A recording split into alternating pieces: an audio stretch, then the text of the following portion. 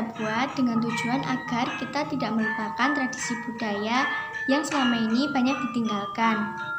Sebagai generasi muda, sudah sepatutnya kita melestarikan tradisi budaya seperti karawitan ini.